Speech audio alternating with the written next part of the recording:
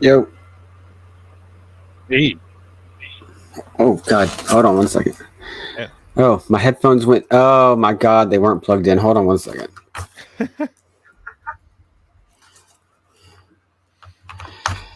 That makes sense. Okay. I adjusted the volume down on my headphones thinking they were plugged in. And then I plugged them in, I guess, afterwards, realizing they weren't plugged in. And then once I plugged them in, they were back at full. They were at full volume. So that Oh, shit. blew them. It wasn't that bad. It could have been a lot All worse. right. I hate how they do that, but it's just a default volume on Yep. these things is way too loud. Yeah, agreed. Now, how you doing today? Doing good, Penguin Man. What's up? I'm all right. Hanging in there. Been working and pretty stressed. At Just work and work? everything. So it's good to get Yeah. off. Yeah, well, running our own business and everything. It's kind of like Yeah, sure.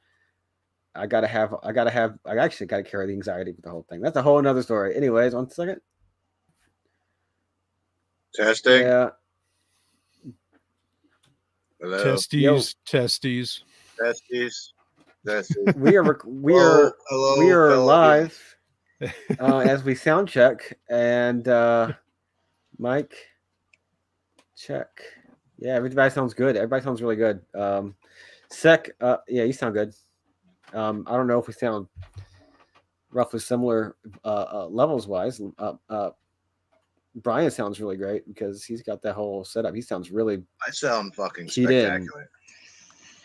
You probably sound about the same as I do because he's got this whole. He's got the filter and he's got a probably very expensive mic there. It looks really nice, but yeah, sounds great. Awesome. Carries a lot of high and treble and bass, or I don't know. What'd you spend on that yeah, mic? it carries voice very good. On this one, believe it or not, this is easily the lowest end thing I've ever used for my podcast. Really?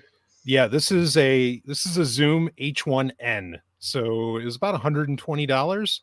But the nice thing is, I mean, in the arm is $20. The pop filter is like $20. Really? But this is a totally portable, runs on a couple AAA batteries, has a micro SD card slot, but you can plug it in USB into your computer. And when initially my wife and I thought we were going to be, doing some van lifing this year, I was like, well, got to have the mobile setup. I mean, I have other mics. I have lots that I could go with, but it's just so simple and so small. I love it. It's all in one package. I don't even really need a computer if I didn't want it, but yeah. What's up with the van life? Is that permanently done or maybe sometime in the future? Yeah, sometime in the future. Yeah. Yeah. So I've got the truck now. So, we could do some modified versions of that, throw a camper on the back or something. We've got options. So I don't know if I told you, right? Yeah, I told you I got a 95 Chevy C20 van. Mm-hmm. Mm-hmm. So we're decking that out right now. Awesome. I'm going to turn it into a little mini. We're not going van life or anything, but it's nice to have the option. Or yeah. Take it camping or, go for a road trip for a couple of weeks or something, so. Yeah, no, you showed me pictures of that. That was pretty open in the back. That's awesome. Yeah, it was previously a work van. So yeah. I'm going to put a removable bench seat in the back. Yeah. A couple of inverters and pretty much drive it for a little while. And then eventually going to put a series of batteries and some solar panels on it and stuff and heat and air. So. Yeah, I miss those old shaggin' wagons. Those things are great. They, again, when you have all that space, you can just do anything to them. It's awesome. Yeah, my buddy had one back in the day. This was years and years ago. And he had basically couches along the sides. Like the seats were set up almost like a couch. Man, that was our party bus. Hell yeah. I mean, just blowing weed smoke out of the back. We would party in that thing, go for rides and fuck nice. around. Mm-hmm. All right. Let's go ahead and do this thing. Let's just run into it. Yeah, 3, roll. 2, 1. And we're back. Welcome back to the 9th installment of Into the Void. I'm here with Dr. Brian Sovereign and, of course, Sec. Welcome back, guys. Yeah, great to be here as always. Hello. All Our little cabal Yep, convenes again. Oh, here we go. Yeah. Yeah. If you've been on the stream, we've been talking and chilling for a second, but hey to everybody, we're back with another one of these. I'm glad to be doing one. I love these. I keep just doing this for the podcast for a lot. You know, we missed the opportunity to call the seventh one 777, and I think we should have done that. We can do it with 13 though. Yeah. Well, is this 8? This is the 8th one, right? This is the 9th. Or 9th? Is it the 9th? Oh, it's the 9th. Yeah. I mean, it depends on when you start counting. We had a 0. Yeah. I would say there's a 0. See, there's a 0. Yeah. Yeah, that's how I like to think about it. Yeah. All right. Well, then this is that 888. That way we could use the same numbers. Yeah. 0 and then 1, 2, 3, 4, 5, 6, 7, 8, 9. Yep. So, well, starting right off, what's on the docket today? Well, no. First, before we get into anything, I just want to congratulate Brian on his new cult. And my wait a minute, what did I do? My only question is like, what kind of sneakers are you gonna wear? No, I'm just kidding. Oh, we're wearing Vibram 5 fingers all the way. Yeah, no, go ahead. Say again. Which ones are you going with? So we're going with Vibram 5 fingers all the way. Like okay, there you go. Yeah, all natural. All right. Yeah, also a bit fashionable. Yeah. No, I'm just giving Brian shit because Brian's taking a turn into the spiritual on his I don't know, platforms, various mediums. And I know the worst possible thing that Brian fears is becoming a cult leader. So I had to give, that's what the joke was. So in case anybody didn't get that. So yeah, no, that was that. Right. But I've been digging it, and I know that a lot of other people have been digging it. So keep doing that. Yeah, no, thanks. I appreciate that. I admittedly, and I've said this for years on my show. I mean, I've always been terrified of getting what I call Elrond, where, you turn into L. Ron Hubbard, even if you don't ever want to be. I have no desire to be a leader of any kind, but yeah, people have been enjoying a lot of the more spiritual conversations and, just to share the love. I mean, I got to admit, being on this show has given me a lot of opportunity to explore some of the crazier aspects of all of that. And I say that in the nicest and greatest way.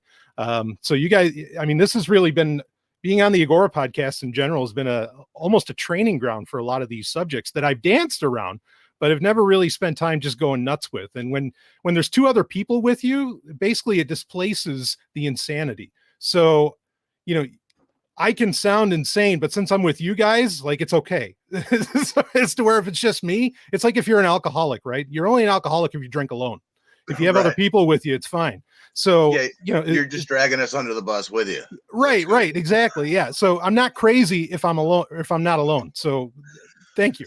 I got to tell you, I love these conversations, but there's something a bit different. Like, cause when you're alone and you're trying to fill an hour, it's different than a conversation. You can kind of go in a lot of different places and wherever you want to go. So sure, I enjoy having, if you don't know, become a patron of Brian's podcast. You'll know what we're talking about, but Brian goes into like hour-long Q&As where you just goes into, it's a lot of back and forth with the audience, but it's a lot of like his own thoughts on a lot of different things. So you get that hour-long stream of consciousness. Hour-long stream of consciousness, which what we do here is fucking awesome, but it's a whole different thing when you can just say everything you're feeling without being kind of interrupted or anything, Yeah, I can imagine doing a Q&A like by myself for an hour. I could almost, because you get a prompt, I guess, to go on. But I got to say, like, if you're doing episodes, and I've said this before, if you're doing episodes solo podcasting, it's just such a different thing than doing even just 2 guests going back and forth with each other, even if it's not like a interview show, which is also another kind of structure. But like, that's really takes some talent to fill in a single person, a radio show if you don't have like callers or anything, or like, a podcast especially. So kudos to, if you're able to actually pull that off, and you definitely are, because you kind of have the, well, I guess would have been called radio talent and everything. But yeah, audio spoken word recording talent. Yeah, it takes a order of magnitude more to do that format. Yeah, I appreciate you saying that. Yeah, I mean, I'll just, not going to claim I'm anything special, but it is rare in the podcasting world to find like one person who will get behind the mic for 2 hours plus, and just be able to riff and talk about whatever and keep it interesting for 2 hours. And, I'd been doing that for over 10 years. And yeah, I mean, actually, I'm very hard pressed to think of other people that do it. And I think it is tough to keep it interesting. And I say this, I agree, like perhaps it is a different type of talent, to be able to do that. But, it's always more interesting when you have more people, I think. No matter how good you are solo, it's always great when you have other people. And so, that's why I always enjoy doing these. Well, it was like I was trying to make the point about failing the last time or two we were all together, is when you have like three people like us together, it like almost creates like a fourth thing. Like it creates Yes. something greater than the three of us almost, since we all kind of riff off of each other and bring our own perspectives and bring up stuff that the other guys might not have thought of, that sort of thing. So it almost creates a whole separate thing, unique from all of us. Yeah, 100%. So what are we bringing to the table this time? Is it rain dancing? Is that what I remember? Okay, so I'm going to get into rain dancing, but I'm going to drop a little teaser. So later on, more on this at 11, we are going to talk about Judaism within Judaism and how they are possibly satanic. More on that at 11. All right. I mean, yes, right now, but please rain go. dancing. Rain dancing. Because I left this cliffhanger and I've been kind of thinking about it. So sure. All right. How do I want to go? This is my thought. How do I want to lay it out, though? So, like, ancient cultures were very interested in things like rain dancing and sounds, different kinds of sounds to achieve different things. And so, during the Enlightenment era, people looked at, they were very rational and scientific, and they looked at that sort of thing as superstitious nonsense, right? So fast forward like a couple hundred years from the Enlightenment, and now science is actually catching up to what the ancient peoples were doing in a sense. So like sound, just to kind of, and you can check me on this if you want to, but sound is used for like, they use it to levitate matter. Very little. They can only do very little with that so far, but who knows what that will be in like 20 years. They use it as a weapon. They use it to clean and sterilize things, etc. It's used for like hundreds of different applications now, and it's only improving, and it's come a long way in even just the past 5-10 years. So just kind of imagine like what that might look like, 20-50 years from now. And then knowing what we know now, and to go back and look at like ancient peoples, and they say over and over again that they used, I mean, the obvious one would be, the walls of Jericho, but is it that, go back and look at history with what we know now, and it's not out of the realm of possibility that maybe they maybe understood something that we are just now sort of rediscovering. So, there's nothing that exists now that in terms of sound that can change the weather that we fucking know of. But give it 20, 50, 100 years, and I don't see that as out of the realm of like legitimate science. So I guess what I'm saying is I tend to think that maybe there was something to rain dancing or chanting, or even like the Hindi people and the Buddhists with the Om.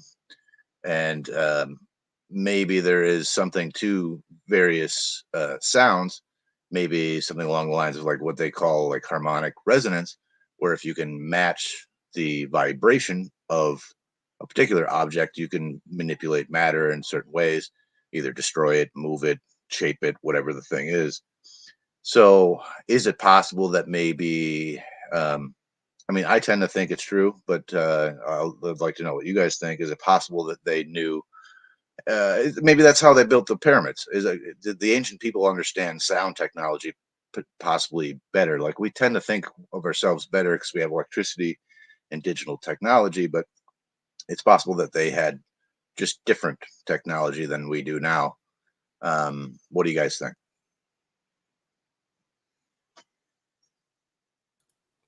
Penguin, what do you got? You got anything on this one? Rain dances are real. You know, Let's go.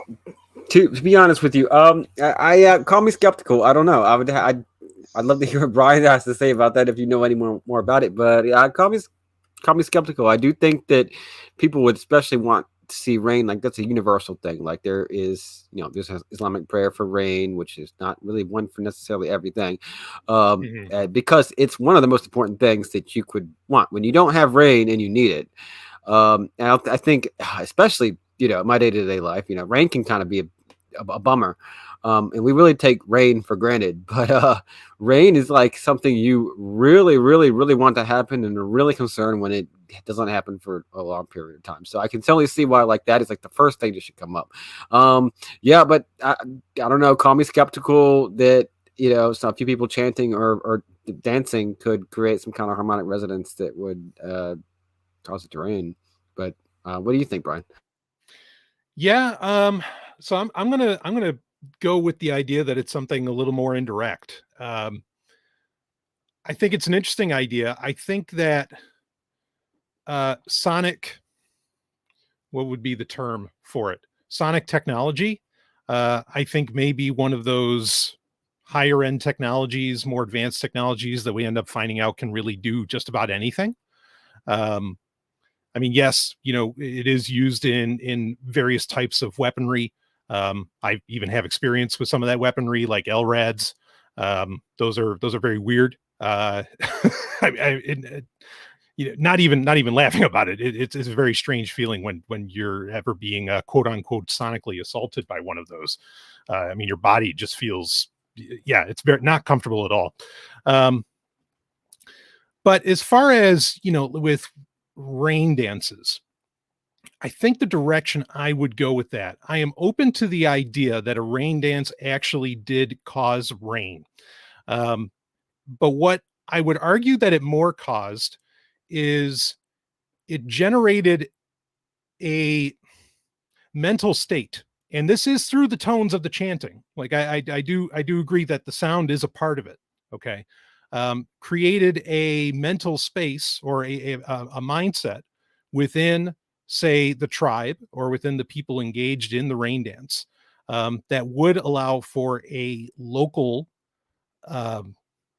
weather event, where basically with their thoughts, they were controlling, the local, the local environment, to the point that they could cause rain. So for example, I mean, this would be something akin to, binaural beats like hemisync, this kind of idea, like the work of Dr. Robert Monroe, where he would, suggest that you could get your, using, and for him, he would use what are called binaural beats, and where, this different sound is getting in, is going into your ears, and that is getting your brain kind of fired up to certain frequencies and allowing it to do things that would be considered, by most people, miraculous and completely unscientific. And could that end up, could you use that kind of ability to the point that you could cause rain to come down in a certain area? Honestly, I would say so. A few episodes back of Into the Void, when I was on, I talked about how the universe is tripartite. It comprises of space-time thought, and that thought is one of the drivers of those, of that equation. And if you could tune your brain, and that's where the sound comes in. If you could tune your brain in that way, I'm open to that possibility that's what happens. So I mean, what do you have anything to say on that, Sec? Let me just see if I follow you here. So like, sure, the sound and the chanting is putting the human into a certain mental state, and maybe that mental state resonates with the sort of the greater universe or its surrounding environment to where it can manipulate the environment through correct its will. Okay. Yep. Bingo. No, I'm with you there. That might make more sense actually. So I can agree with that. I'm open to that. That is anything that comes down to manifesting your will upon reality, I'm probably open to. But what about sound? Otherwise, like throughout history, I mean, I know that a few examples that are mentioned in ancient texts You might know more than I. Do you think that is a technology that was maybe lost throughout history? Yeah, I do. Well, for a few reasons. It's fascinating that now part of the reason. Okay, so we look at ancient history and we have a lot of structures, buildings. Not just megaliths. Not just these statues or the pyramids or whatever. Though the pyramids are certainly an interesting example. We have a lot of these buildings that are made of stone, but are made of stone in such a way that it'd be very difficult, if not impossible, for us to even emulate right now. And there are many of these in South America. Of course, most people do want to bring up the pyramids, at least that it'd be an incredible challenge to do it. You have, massive stones in parts of Europe that that have been there forever, but nobody should be able to move, let alone cut. You do have a lot of these examples, and sound is often the example that comes up. And usually somebody will bring up, at least it's like, okay, well, where's the example of this technology that could have moved these things that have created this? Well, there's a twofold thing to this. One is, as far as where's the technology, a lot of people want to point at Edward Leedshaken, I think his name was, the guy who built the coral castles in Florida. This is a bit of a mystery, even though some people have said that they've debunked it successfully. But basically, you just had this little Polish dude who moved to the U.S. to be with this woman, and he wanted to build. I know who you're talking about. Yeah, go ahead. Built monoliths in his yard, right? Like big stones and that. Yeah, look it up. Coral castles in Florida. And he's the only guy that was there. There was no one. He would have people drop off the stone, and then he would, he'd say, "Okay, see you later." And he had like a ladder, and there was this little box that you can see in some of the pictures. And it's one of these really mysterious things and he even wrote books about it. Well, he did write books about it. Of course, authorship, I guess, sometimes becomes in question, but I don't think so really, where he was talking about using degrees of, electromagnetism and whatever. I mean, because he's building these gigantic structures on his own. He's the only guy there, and he's this little dude. And and he doesn't have all the, can one guy do it with the, proper, whatever, cat vehicles or something, sure, I suppose. But he didn't have any of that. And so it's one of those odd modern mysteries as far as doing it. But did he use some kind of ultrasonic technology? Yeah, maybe he did. Is that how the pyramids were built? That was his claim, is that this is the same way that many ancient structures were built that way. But the reason I say the twofold part. So one is that it does appear there's some kind of technology that was used that we don't have a great understanding of for building some of these structures, as well as some of the megaliths, not just the buildings, but the buildings is what I want to kind of concentrate on. Some of these buildings that were made even, thousands of years ago, were built with a degree of complexity, not just that we don't know exactly how it was done, but there's no good reason to even do that. Like we have a hard time. And this is the part that most people don't want to think about, because a lot of guys will come in, oh yeah, these ancient alien theorists are nuts, which I agree with, but these ancient alien theorists are nuts. We can prove how they built this and how they did that. And you might be able to prove, and I say might because they don't always, you might be able to prove a practical way in which they did it. Think, for example, the Easter Island heads. Now there are claims that, yeah, we know how they did it, and they could have done it, like this with logs and whatever else. Okay. But none of these theories as to how they did it ever answer the why. They never explain the why. And that is actually where I find things to be a little more interesting. In why are you building with these gigantic, or why are you building these or not just the megaliths, again, just these stone buildings that, again, they survived until today.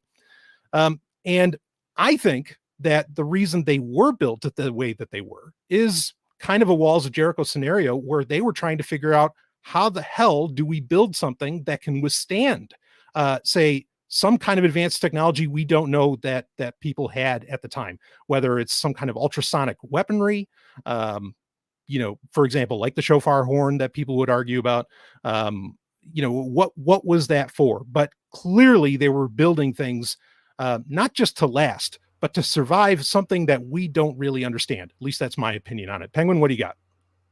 Yeah, that's a great point. I think is like to ask yourselves why did they build these giant things with the level of technology they had and the level of sophistication they had. Their data, why would they drop their day to day lives, which couldn't be, but so.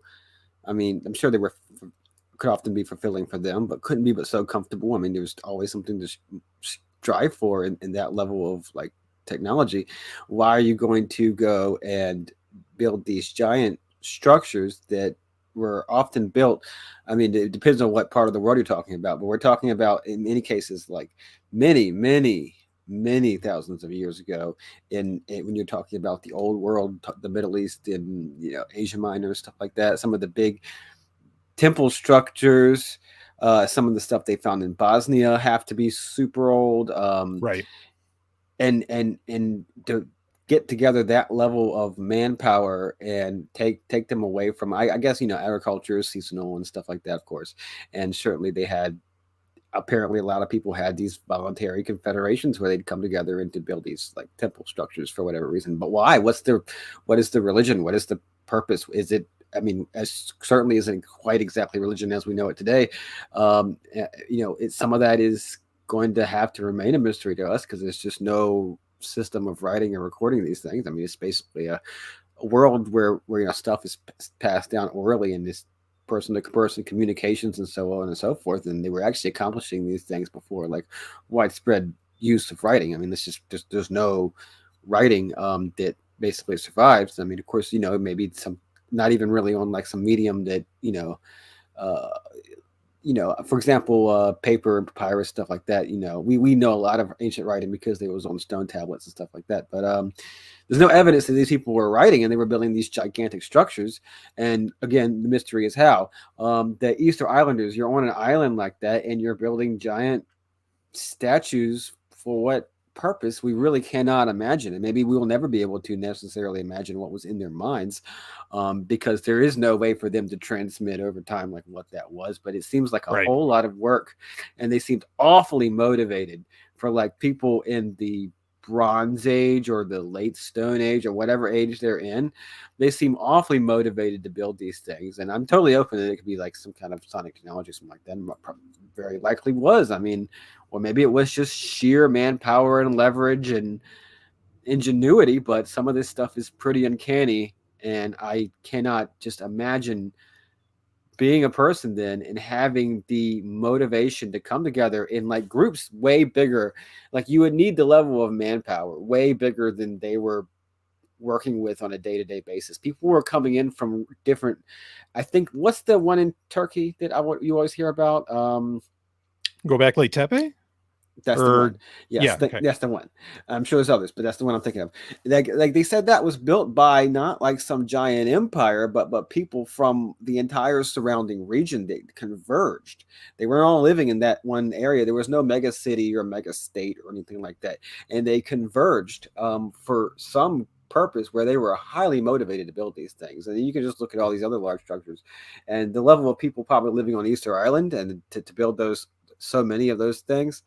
I can't imagine what would motivate that level of labor and however all the technology they used to do that. So I think it's a big mystery. I'm totally open to science technology, but even just as important, I think, is like, why do it? Yeah. I'll add in, I'm going to add in a little bit to this in that, in fact, when I used to speak at a lot of cryptocurrency conferences, and this was at the time when even a lot of libertarian types were saying, even more than Peter Schiff, were saying things like, "Oh, Bitcoin is nonsense." Like at least with gold, you could make a fork out of it, and you can do this, and it's not real money. Blah blah blah. Well, that led me to getting into a conversation, and I got asked to be at a lot of conferences, to go over this. Of, okay, wait a minute, but how did gold ever become a big deal? And usually the answer that people will give is because, well, it's pretty. Okay, but there's lots of things that are pretty, and there's no reason, like the process it takes to mine gold is not really an easy process. I mean, it's not all panning like 49ers, a couple hundred, or, 100 years ago or whatever, and just sifting through it in the river or something like that. In most parts of the world, this is a very difficult process to go through.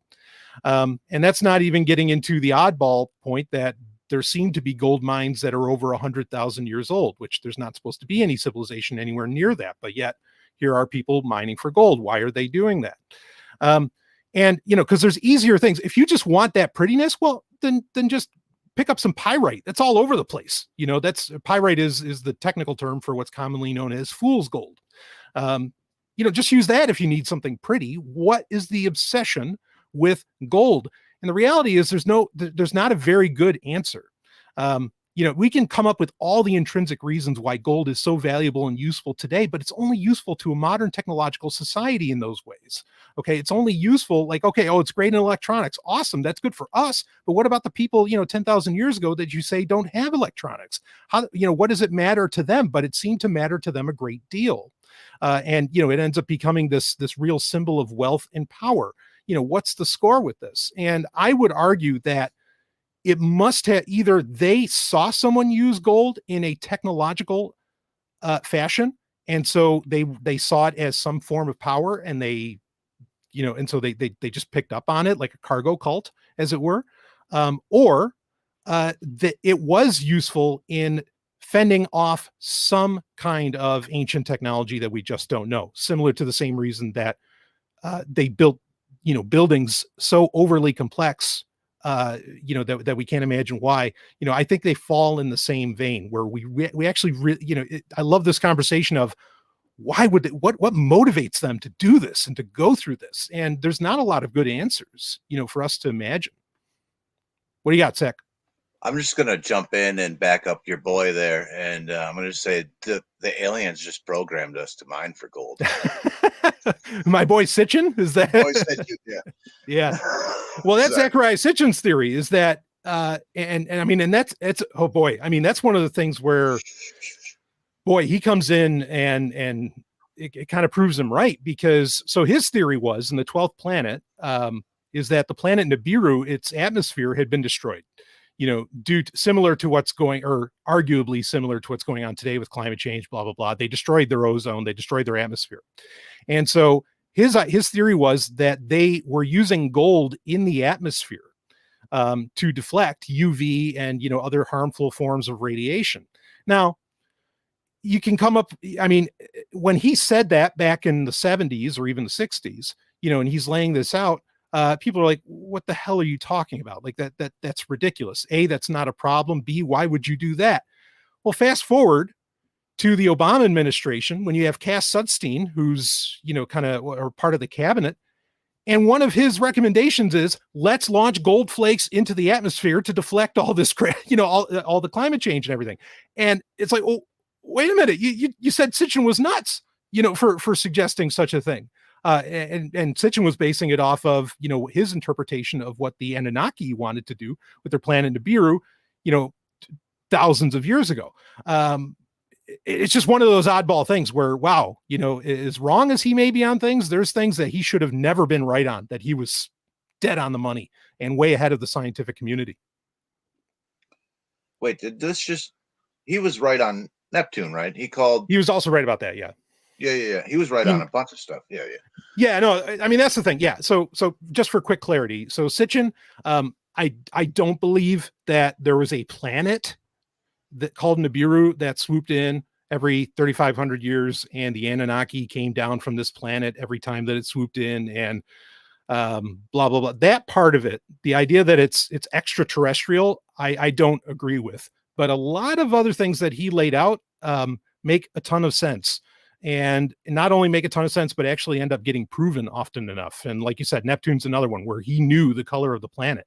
I mean, you could say he had a 1 in 7 shot, but he was still right. I mean, ahead of our ability to even see the planet. It's pretty amazing. Yeah, I mean, that's why I got sucked into Sitchin when I was a young man for a long time, and Ike also, and Hancock, but because they were right. And he just, I don't know, man, like I was just a young man and into all this kind of stuff, and you just don't realize like the leaps that they're making in certain areas, like I don't know, because it's really easy to get sucked into.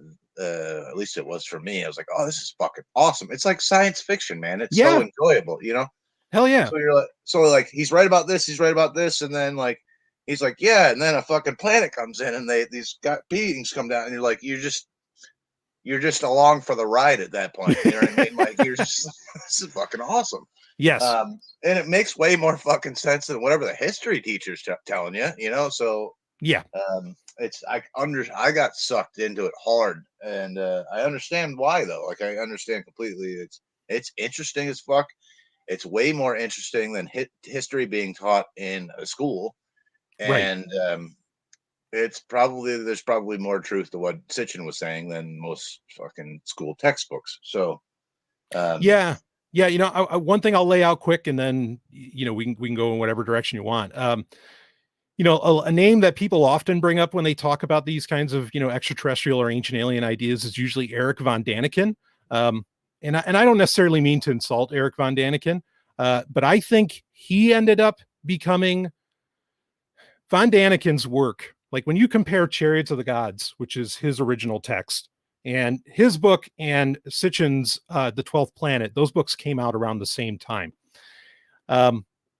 These books are night and day. Like when you read Sitchin's, it's exciting because it's for all the reasons you laid out, Sec, it's incredibly exciting. But at the same time, it's an incredibly dry text. It's a dry text because he's doing scholarly work. There's so many pictures, and I mean, when I say pictures, I don't mean like a coloring book. I mean pictures as in he's showing you exactly what he's talking about. He's laying all of it out. It's so matter of fact. And to this day, most people who say Eric von Daniken, they know who you're talking about. They know what you're talking about, Chariots of the Gods. Sitchin isn't so much the household name. And I think part of the reason I think that's actually the establishment wanted to promote Eric von Daniken. Of course, yes, then they tore him down, but they wanted to promote and tear him down because if they promoted Sitchin's work, that teardown job wouldn't have been as easy because Sitchin's work is absolutely scholarly and goes, it's from the atom up, as I like to say, where you go from the lowest possible point, the atom, all the way up to here. It's such a phenomenal text. And it's a pity that he doesn't really get the credit he deserves. And von Daniken seems to be kind of the golden boy. But I think that's totally because the establishment can easily debunk and has debunked a lot of what von Daniken has said. As to where with Sitchin, no, it doesn't work that way. You've got a lot more work to do to try and tear him down. Anyway, what else we got? Oh, just one more thing on the sounds and the ancient stuff before we go on to something else. But they built a lot of the things so the harmonics they had a crazy understanding of acoustics and harmonics, and they built a lot of these ancient buildings in various ways so that the acoustics were a certain way. But and this is sound is not my necessarily my wheelhouse, but I just find it interesting. But and that also they resonate at like certain frequencies and all kinds of weird things that like they would had to have had like an incredibly vast understanding of like sound to be able to do. So I just wanted to bring that last point up is like they absolutely had a crazy advanced understanding of vibration and sound and harmonics and acoustics and that sort of thing. So I don't know what that means, and again, it goes back to like, why, did they just want their church choir to sound really fucking good? Like, I don't understand. Well, like, there's not a good reason, like you said, as to why they were doing it so intricately like that.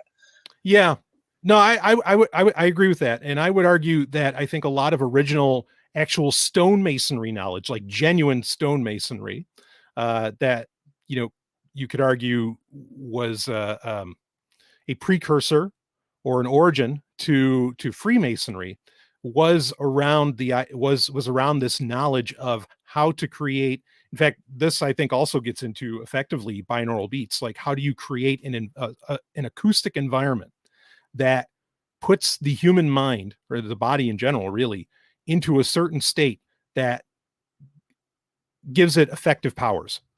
I really do think that's a part of it. So I'll just lay that out, because again, like the complexity for all this stuff, granted, it's anybody's guess, but it doesn't make a whole lot of sense, you know. And this idea of somehow, oh, you just made this beautiful because God's looking down. Nah, I don't know about that, because the most pious people I know like to keep things simple. And certainly, you know, when you actually, you know, I'm reminded of Indiana Jones and the Last Crusade, when the guy, when they're going for it. Spoiler alerts, folks. I mean, the movie's only 40 years old, but spoiler alerts. When they're choosing the Holy Grail, and the villain grabs the most beautiful golden cup that he can find there, and he's like, oh yes, truly fit for a king. And of course, he chose poorly.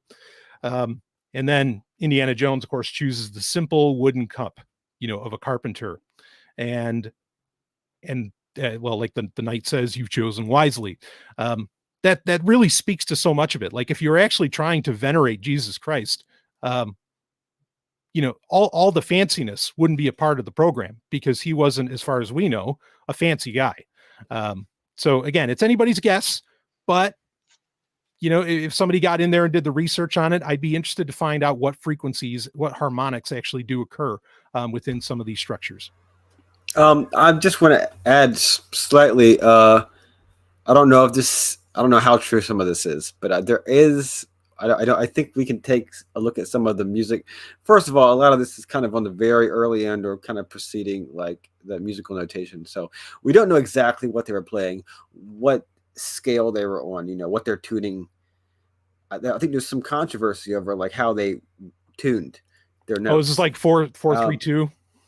Something like that, yes. Okay. Yes. And I don't know how much exactly, but there is some controversy, and it's one of those things where we might just not be able to figure that out, because there might be just something that cannot be transmitted because they did not have hertz to, you know, measure this stuff.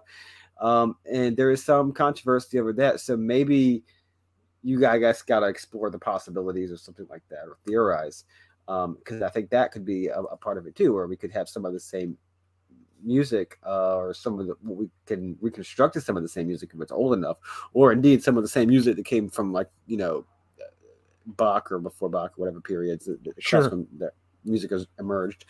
And I think if you went back to kind of the original music and tried to reconstruct that, maybe you could come up. I would be surprised if there wasn't a connection, I think, between the harmonics in these structures and that. And I mean, when it comes to the size of these like giant cathedrals and giant, you know, other architectural wonders, and for example, Europe at that time, like, you can understand, or any previous period of time. I mean, to some extent, I guess if you have like agricultural surpluses and things are cool, you don't have a bunch of wars that are tearing cities and other places down. Mm-hmm.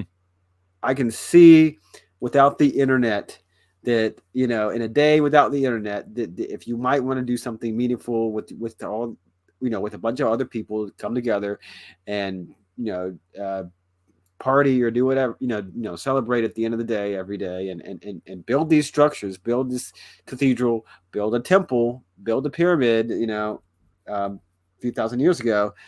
And that might be a thing that people honestly did out of, you know, pre-capitalist, pre-industrial, pre-internet, and for various different reasons, times, as a kind of communal thing. Sure. I mean, it seems to be, because like the Egyptians, well, we know what happened with the Egyptians. They had your flood season. You harvested your crops. It was very, very, very seasonal. So it was all this labor sitting around doing nothing, and they all came together and did this thing. And they weren't slaves. They weren't forced to do it, for a large part, from what we understand. And it was just like this communal thing. And I think they probably had a good time doing it, as hard as it sounds for us. It'd be a lot easier though if you have sonic technology. So yeah, it has a lot to do with it too. But yeah, it's a different mindset that we don't really kind of fully understand. But I think, you know, I think people had the time on their hands and something to do, but I think also it was a very communal activity too. Yeah, for sure. Yeah, sure. I could see that. I mean, you know, one of the funny things that I think a lot of people don't realize, you know, why are churches and like these cathedrals, especially in England, but in all over Europe, why were they always kept so clean, and why were they always kept up?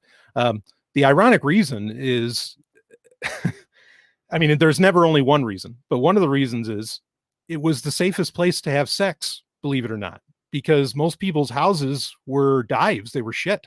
And so, like the church was the cleanest place in town. So the idea that the community would come together to take care of this communal building, often enough, I think that was completely driven by, well, their sex drive. So that's, anyway, it's a funny thing. And fortunately we're on the other side of archaeology where we can admit that, and that can be discussed. But anyway, what else we got? Well, do we all want to get crucified? I wouldn't be the first Jew. I mean, yeah, hey. Too soon. Yeah, always is. Yeah. So, all right. So, backstory. I'll give you the guys the backstory because maybe it'll slide down easier. But so I've been sort of dabbling. I've been sort of learning about the history of Jewish mysticism and Kabbalah, etc. And I was not really too familiar with it.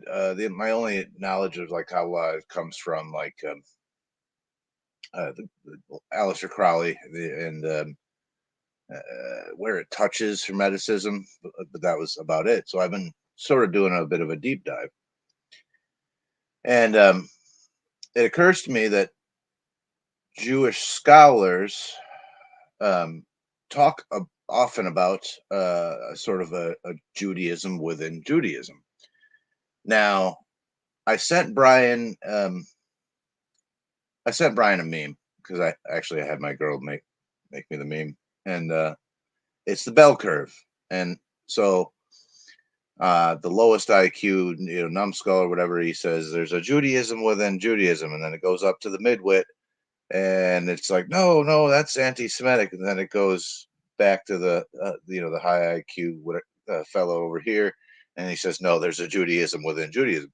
So there's all sorts of conspiracy theories that kind of go along with this, that it's like a malevolent force within Judaism, and they're taking over the world and blah blah blah, and they infiltrated the Masons and etc. I've heard this all before, but I think that, I mean, you were just talking about this in the sense of the oral Torah on one of your recent episodes of your podcast, and to me, that's a secret Judaism.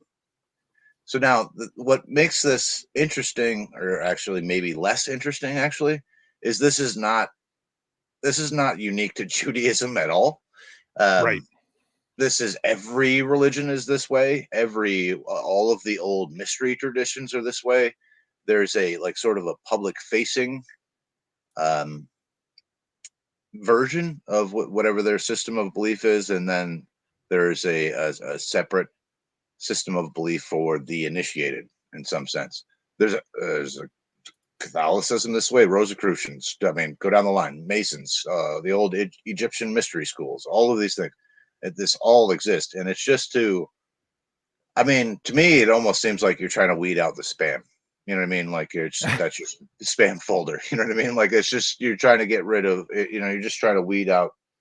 I don't think it's malevolent. And so, scholars seem to talk about this very nonchalantly, like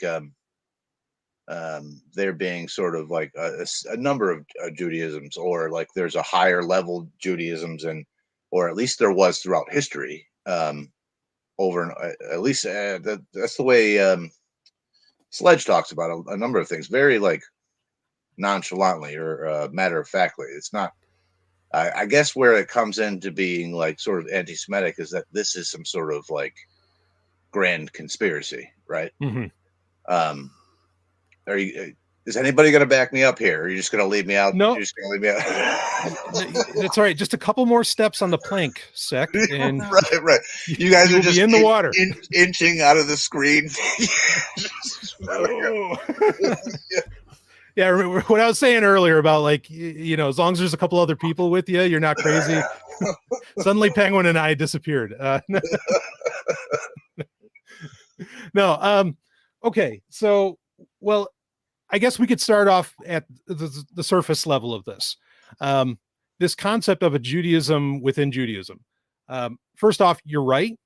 Also, it's not always okay. All right. Let me break this down a little bit more. So you're right.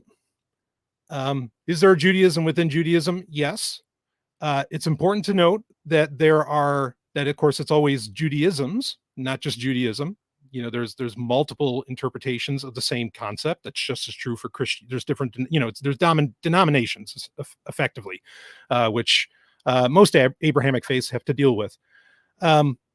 So there are times where that Judaism within Judaism is, I would say, benevolent. And there are times where arguably, and it's arguable, okay, it's arguably malevolent.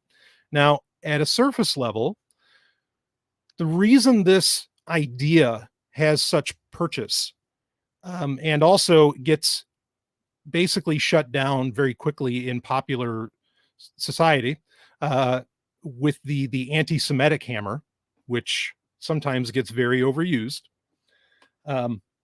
is because you have this concept, what's called crypto Judaism. Now, as much as that sounds like people who believe in Torah and spend Bitcoin, which is really cool. Yeah, like, all right, I'm signed up for that one. It's not that, okay? Crypto Judaism means it in the very dictionary etymology, of the word, in that it is a Judaism that had to hide itself. Now, why did that have to hide itself? Because, as we've talked about previously in Into the Void, the Jews are very much the whipping boy of history. And they've very often either A, have had to hide themselves to keep from getting killed, B, forced to convert to something else, or at least confess. Whether or not they actually converted is another story. And then, CDE could be all different other kinds of reasons of why you effectively had Jews who had to pretend that they were something else. And this is the very definition of crypto Judaism. Go ahead, Penguin. Yeah, I want to butt in. I think the Jews do stand out as a people that have existed for a long period of time. They were, stateless. Mm-hmm. They were the diaspora. They were spread out. And they existed as like a substrate. Like a not a parasite, but an add-on to like every society that they were in for the most part, with some possible exceptions that I'm not really very familiar with. But like they're, and the reason that is, I think they stand out in history is because the point is, it's like every other group of people that could have ended up in those same circumstances. I mean, there might have been some other groups that existed here and there throughout history that don't, either extend to now, or they're not that big or that important to history. But like, they would not just convert to whatever religion. They would not just integrate into culture. They refused. I mean, they kept their culture, their faith culture, which it's kind of a combination ethno-religious group, as we always say, their faith. So in this case, and I don't want to subscribe to this, faith and culture can be very different things, but like, they would not assimilate. They would always be a separate group. They would not, completely outside the mold of like almost every other group of people, where these things are very fluid. I mean, they're very willing to convert as a group, or as individually, and then they're now, history doesn't even may not even know that group existed, or they were just some footnote in history because they are completely integrated and mixed in, and just as their historical thought that are just completely integrated into some group of people who might not even live in the same country they lived in. But you know what I mean? It's like there's so many little dead ends of people who have just become some other group of people if they ended up there, or so on. And this group, the Jews, would arrive at a place and remain a distinct group with their religion, which they are just have this strong obligation, which I totally understand as a Muslim. I totally understand as a believer, but also as a person who was very familiar with the Jews and their origins with the ancient Jewish people of the biblical period and everything, that they have this commandment to like be different and stand out, which, by the way, a lot of the Old Testament rules and strictures are basically so that they are separate. They will not mix with other people. They are not just the chosen people in and of their special, but they are distinct. Otherwise, a culture can just mix with another culture, and all of a sudden you have something different, which in history we look at as a culture.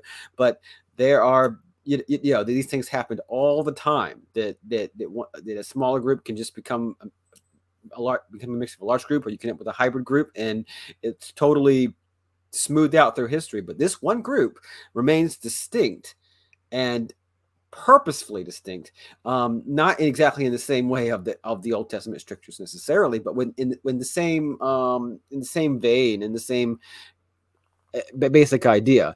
And they do not integrate, they do not follow the same rules, and they will, you know, stay and be there as long as they're tolerated. But they're certainly standing out as a very distinct group within, necessarily, like you can think of a lot of places in Europe where they would be, and they would be immediately noticeable and immediately speak different and eat different food, probably. In many cases not. I mean, throughout history, they will peel off and integrate and convert and so on, and so many Jews did, and so many Jews were in the process of it before, you know, modern times, and Jewish identity was, you know, kind of calcified, and people have, you know, even today there are Jews that are basically, you know, completely integrated into society. Maybe they were Reformed Jews, maybe they have some connection with that culture for historical reasons, but like there are still Jews that all over the world that have a very, very distinct and go out of their way to not integrate with larger society and mark themselves as distinct, and that's not always an easy thing to do. So they're a very unique group of people for that reason. Yeah, no, we're just too fucking weird. So we don't subsume well, and even when conquered, it just doesn't seem to happen. And I mean, I think that you don't even have to have any supernatural reasons to explain why that happens. You know, I know earlier you said you used the word parasite. I don't think that word has to be negative. I've always thought of the Jews as being like remoras to the shark of civilization. And the thing is, remoras are what actually keep the sharks healthy and clean. But that, which actually speaks to part of the reason I think that you know, how come there are still Jews today, and a big part of that I think comes down to that the Jews historically have washed their hands when that wasn't considered common practice. And it really is that simple. You know, why did Jews get blamed for the Black Plague? Because they weren't dying. Why didn't they die? It's not because they're the spawn of Satan. I mean, maybe they are, but it's not because they're the spawn of Satan. It's because they washed their fucking hands. I mean, oh, wow. What a, you know, what a nefarious thing. I mean, they invented hygiene shit, you know, let's string them up. It's really insane. So, you know, you raise a great point on all of that. And the thing is that there have been times where and many times, particularly in Europe, where, you know, I mean, under most Muslim regimes, the Jews didn't have to change anything. And were actually treated with a tremendous amount of respect, just called the people of the book, and they were allowed to go on to their merry way. In fact, Islam has been the harbor for a lot of freedom in Europe for hundreds and hundreds of years, particularly even for Christians who, they didn't want to follow the Catholic way of things. They would run off to the Middle East. They'd become Moorish pirates or whatever else, and they could live their free life. So, you know, myself, as a Jew, I'm grateful that Islam has been there as a bastion of power to run to. You know, yeah, I mean, you are a second. I was going to add in, like, yeah, I mean, yes, it's not total freedom necessarily. I mean, you are in some ways a second class citizen in a sense, but it's polycentric. So it's laid out. You know what the rules are. The rules were set at the time of Prophet peace and blessings upon him. So you know what the rules are, and it's meant to offer them a tremendous amount of respect as like subjugated people. And of course, that's not to be, you know, that's certainly true. But you know, and just argument about, you know, the marginal tax rate, like, yeah, they tax them less than in other concurrent civilizations, blah blah blah. But like, in reality, the practice was you had a lot more freedom because you got a Christianity that's not saying, we have rules. We have a strict set of rules we have to follow when dealing with Jews. They have an inquisition. So it's a huge difference between the two. Yeah, and what actually makes it even, you're totally right, and what makes it even worse, because you're right about this idea of, you're still kind of a second-class citizen, but at least it was open and honest as to where under Catholicism and under a lot of Christian regimes, yeah, sure, some Jews were allowed to continue to be Jews, but they were only allowed to continue to be Jews because that way they could do all the dirty work for whoever was in power, be it the church, whatever, and say do loans and collect usury on it. But the problem with that is it's like, oh, so you were allowed to continue to practice? Yeah, as long as you were useful. But as soon as you weren't useful anymore, buddy, you're done. And you're getting put in the public square any day. It's where, under Muslim regimes, it was open and it was honest, as to where it wasn't like, okay, I'm allowed to exist as long as I'm useful. No, you're allowed to exist because you're still a child of God, even though you might be considered on a slightly different tier. I'm not going to say it's perfect, but it was certainly a better deal than what we were getting under the church. And so whenever those times would come, where the church did suddenly say, well, Jews being Jews aren't useful anymore. This happened often in Spain. Then there would be forced conversions. And would there be people who would say, okay, sure, I profess Jesus is the Christ, but would continue secretly to practice Torah and read the Talmud? Yes, of course there were. Of course there were. And why wouldn't they? Like, we were talking earlier about why would they build these complex buildings? We don't understand. It doesn't make sense. Well, this isn't a situation where it doesn't make sense. Of course we know why they would do this. So this, and would they perhaps even usurp and subvert within the power structure that existed in Christian Europe at the time, to allow for more freedom of expression and religion, and for, their people to depending upon the denomination, hopefully get to the point where they could build the third temple again, or build the third temple, at some point? Well, sure. Again, nobody would think that that's insane. So that's why I bring up crypto Judaism as saying, now it gets labeled sometimes as being nefarious, and there are groups that we could talk about where maybe it was, but on the other side of it, no, it's what many people would do. And it's not even cowardly, it's the way to make sure that this tradition that for Jews is tantamount to the survival of the universe, as well as everyone within it, for them to continue that. And it's really key. So Sek, what do you got? Well, two things. So okay. So number one, why are Jews singled out? As we discussed, there's been very similar, having to hide your faith in various reasons, or having to hide the higher levels of your faith, or your beliefs, or whatever thing. Like, this is not unique to Jews. So why are Jews singled out as this must be nefarious? Number one. But number two, certain people hearing the conversation, even just the conversation that we're having, would call us anti-Semitic, for even suggesting that there is a Judaism with a Judaism. But if I were to say the same thing about the Catholics or the Masons, it's no big deal. So right. Why are the Jews singled out in both senses? Well, for the two different reasons I just said. Why are they? Is it just anti-Semitism? And don't worry, I'm going to call them satanic in a minute. But is it just anti-Semitism? Is that all there is to it? And then also, why is this such an uncomfortable conversation to talk about?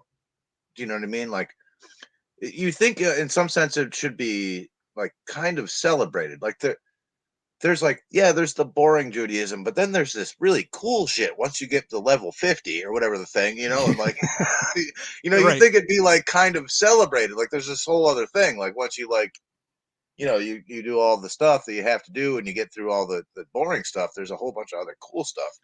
And that's how the Masons kind of have operated for centuries as well, so I don't understand why it's assumed to be malevolent. Well, so I think you have a few things at play. One is the reason it's uncomfortable to talk about is, of course, because of the Holocaust. So now everybody's kind of walking on eggshells, because you can so easily be labeled a neo-Nazi or something. Okay. So that part I think is more on the obvious end. There might be other parts to it, but that's one. Okay, fair point. Yeah. as far as, why did they keep getting looked at? Because certainly the Jews were persecuted long before Hitler. And in fact, before Hitler, it wasn't even a problem, or it seems, for a lot of people. I think a part of it is the fact that the Jews have continued on where so many other civilizations have not. And so that leads a lot of people to think like, wait a minute, how the hell are they still here? This doesn't make sense. They must be the ones pulling all the strings. That's how they're still here. I think that's what goes through a lot of people's minds. But another part of it is that Judaism is incredibly insular in that for most of Jewish history, it didn't try to convert people. And today it doesn't try to convert people. I think that kind of bothers people because that does, even though that's a part of, shall we say, the faith or the culture within Judaism, for a lot of people, I think they see that as very strange and elitist. And so that leads to another problem because there is this inherent, and it really is in there. Like it really is a part of the sacred text within Judaism. There is an elitism. That, at face value, really you can't escape. The other part of it is, and I think this has been true since the time of the Greeks and even to today, is most religions up until say, maybe like Islam or even Christianity and so on, which, you could argue are continuations of the tradition of Abraham. Most other religions around the world have very, for example, if you went up to an ancient Roman, you could actually point at where their God is. And theoretically, you could hold their God hostage, theoretically, right? Like you could point at it. And I think one of the big problems throughout history with the Jews is that their God is a hidden God. Their God's an unseen God. And so you can't, when you ask a Jew, where is your God? And the Jew says, well, it's everywhere. That bothers people. And so it bothers people because it's weird. And it bothers people because, you don't have a choke point. You don't have a way that I can control you because your God's just everywhere. And I think a lot of people miss this because we have a Western concept of God because of Christianity and some others, that doesn't meld with how gods are thought of throughout much of the world. And certainly historically, where gods were something either even that you had something in your house representative of or whatever. But this idea of, no graven images and all that's a very alien notion to 90% of the planet throughout history. And I think that always bothers people because it feels like they can't actually attack at the very heart of your existence, which would be your faith. So that's a part of it as well. What else do we have on that as far as Judaism within Judaism? I mean, we can get into more stuff. Yeah, I think a lot of it does have to do with, like you said, the sense of superiority and or elitism, whatever. I guess superiority as a people, and that is the reason that they you have to look at things from a temporal perspective. That's the reason they're still here. There's no reason for them to have not over time just kind of eroded into like the various places and cultures of the places they were. And like I said, some did, of course, but yeah, that's it. It really is truly distinct. Like there's no other really group of people that have gone to so many places and existed and still exist to this day as like a separate group of people.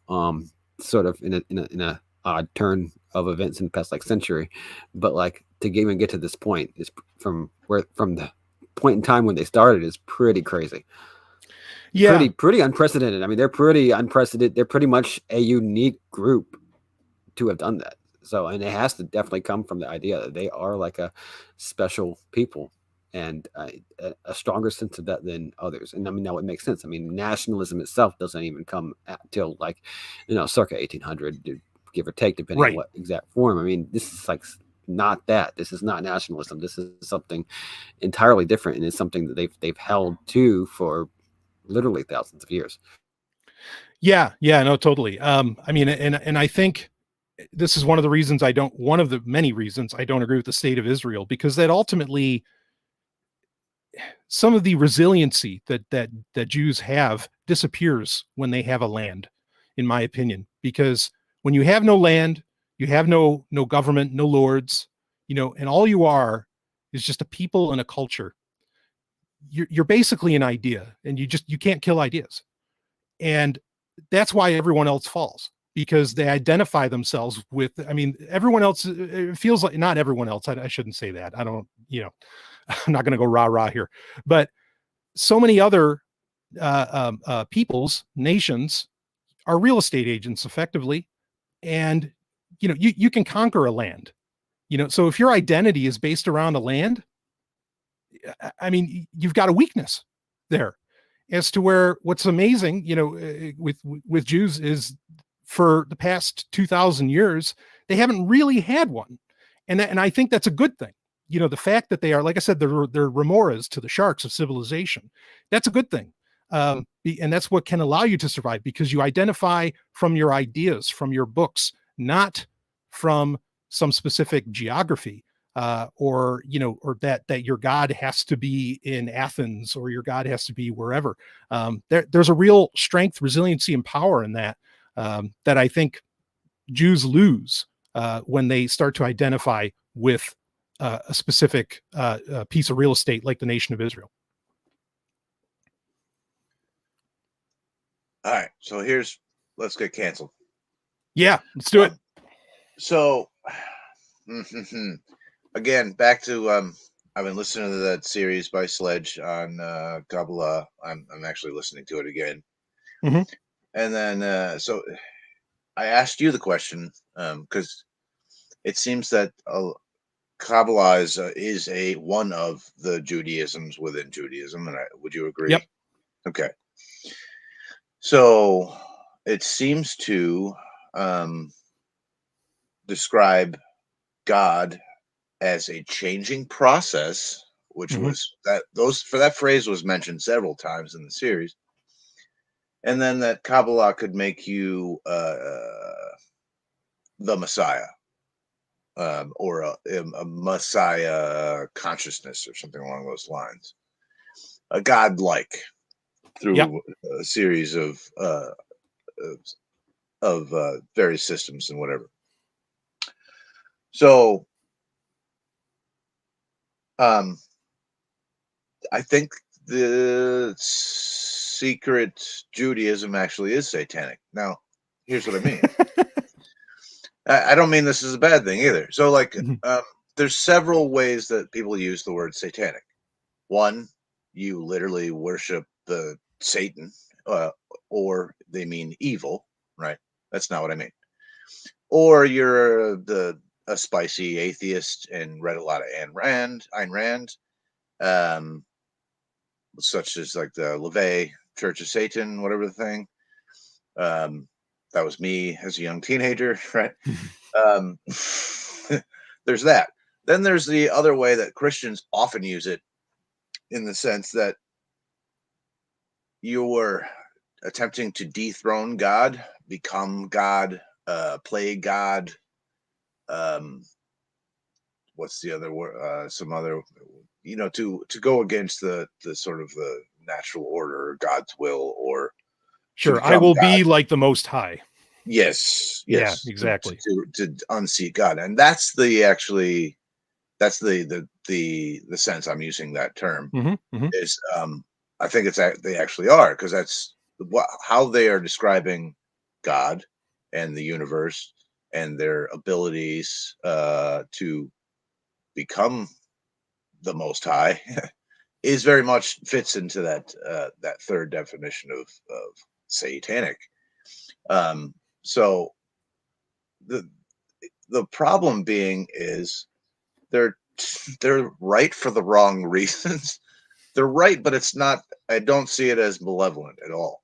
I don't see anything wrong with it, and I also don't necessarily think it's.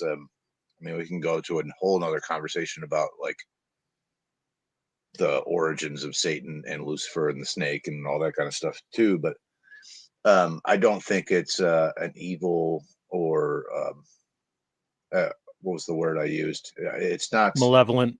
It's not malevolent. Yes, it's not. I don't think it is. But you could, in some sense, there is some there, I guess. in the way that certain Christians use that term, that they're technically correct. Right. Yeah. Okay, so you agree. Okay, well, we're all getting fucking strung up now. Yeah. Yeah. Well, here's the thing. I mean, people don't like secrets. And I get, well, actually, it's a paradoxical thing. People very much like secrets. They like being in the know. They just don't like not being in the know. So they like secrets if they're in on it. They don't like secrets if they're not. Okay. And with that in mind, when you find out that there are all these secret aspects to Judaism, professedly, openly, that these exist, and they do. And Kabbalah is one of those, even though there have been varying opinions on that. I'll talk about that in a second. Okay. I mean, this is the same thing that happens to Freemasonry. Like, why do people always blame Freemasonry, even though, kind of common sense,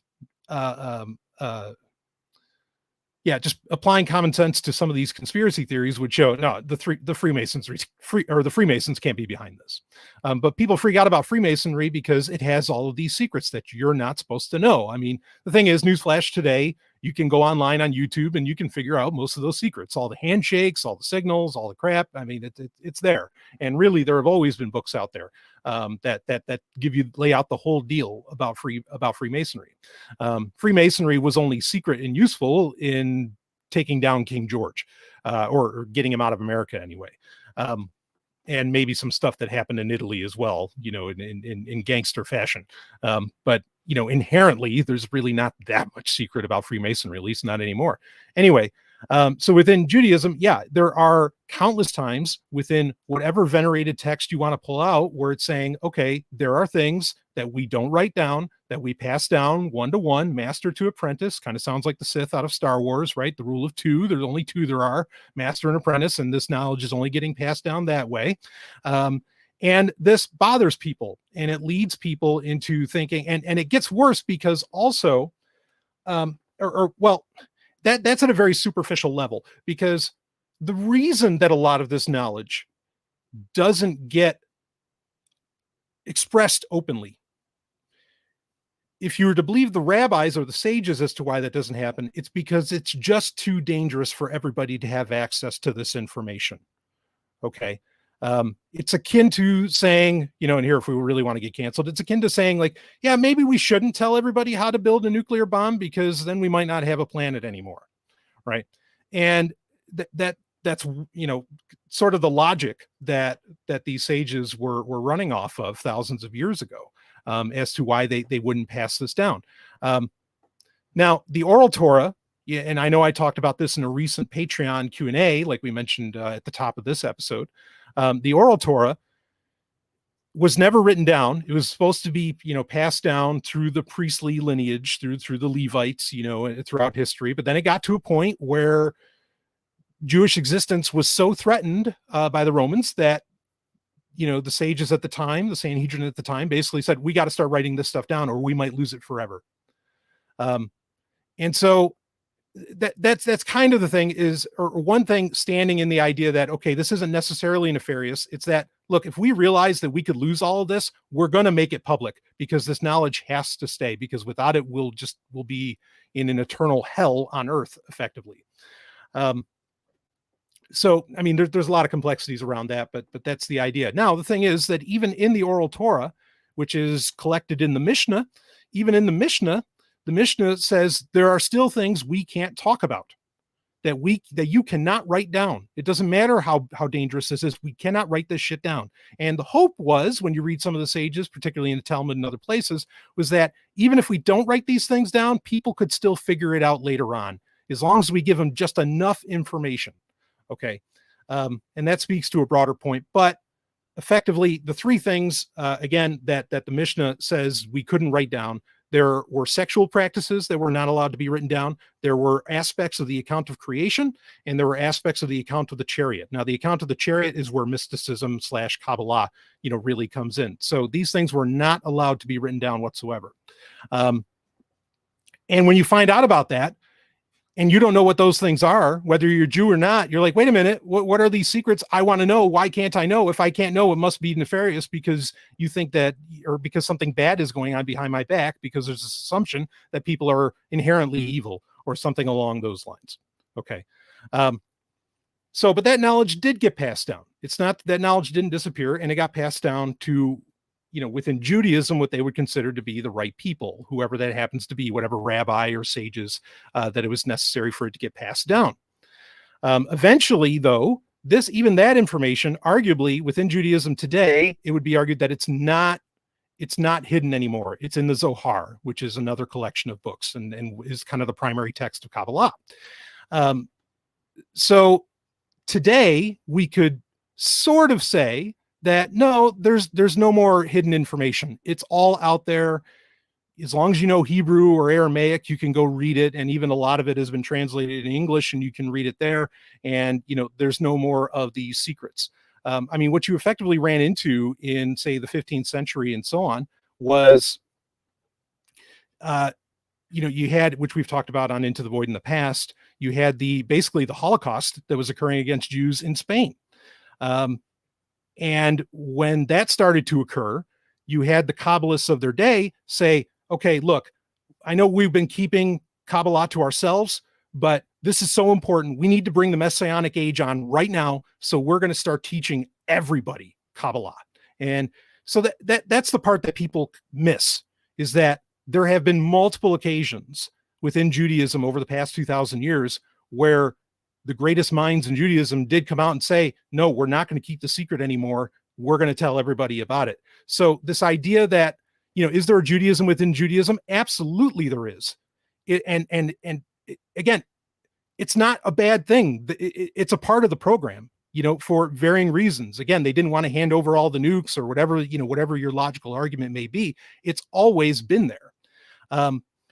And there have been times where the Jews have said, okay, no, we can't keep the secret anymore. We need to, just to survive or to bring on, the paradise that we want, we've got to start letting it out. We got to start getting it out there. What do you got, Zach? Do you think that all of the information is actually out there, or do you think there's more? Yeah, no. Yeah. No. I kind of had a funny feeling. Yeah, I can say this. I can say this with firsthand knowledge that no, the Zohar is not everything that the Mishnah was talking about. There are plenty of sexual practices, accounts of creation, and accounts of the chariot that have never been written down.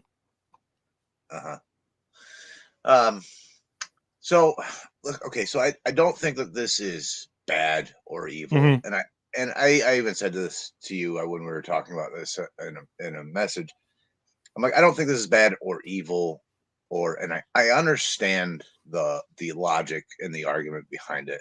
Mm-hmm. I just prefer it another way. I'm more like the guys that wrote down the Zohar. No, we just put all the information out there, and whatever happens will happen. And I think we, in the end, will be better off with all the information. This is why I'm not a giant fan of Aleister Crowley. I've had a back and forth relationship and feelings about Aleister Crowley at various points in my life. But the one thing I did like is he left the Golden Dawn and he literally just started putting information out there. Just here, anybody that wants this, here you go. Yeah. And he developed his own, system of magic and that and what have you, and of spirituality. But basically his thing was kind of like Martin Luther in the sense that no, everybody needs to be this needs to be democratized. And that's kind of where I sit with all spiritual practices, all information, everything. I think everyone should have access to it. I don't like gatekeeping at all. Yeah. And I don't think it'd be like nukes. Everybody can get their hands on nukes right now. Yes. You just wouldn't. Excuse me. The ability and the science to make nukes. You might have the feds show up at your house, but it's on the internet. Right. You would have to literally sit down and learn physics to be able to do it. But it's on the internet. Why is nobody making nukes? Well, partially probably because the feds will show up, but also you got to learn fucking physics. Yes. So if you just put the information out there, it's going to sort of self-select to people who just aren't into it. and don't have the willpower to sit down and fucking read all this. You know what I mean? So I think that's the better way to go.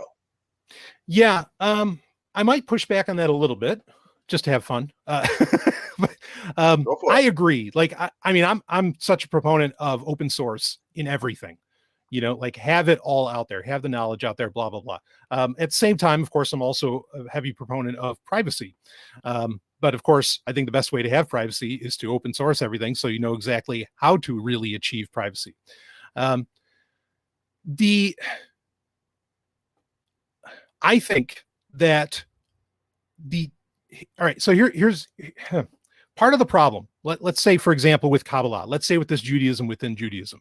Okay. And I might give people a couple books at the end of this to go check out if they want to read, you know, about this concept of Judaism within Judaism with a very respectful bent on it. But Kabbalah is more than what can be written down. I would argue that any viable spirituality, any spirituality that has any like real benefit, you know, to the individual within it, is something that is more than could possibly ever be written down. And so to some degree, you can't entirely open source, say, for example, Kabbalah, though there's other schools as well that I think hold, like Sufism and some, like there's a lot of these other schools I think have you know, validity and are just another path on the same mountain. Okay.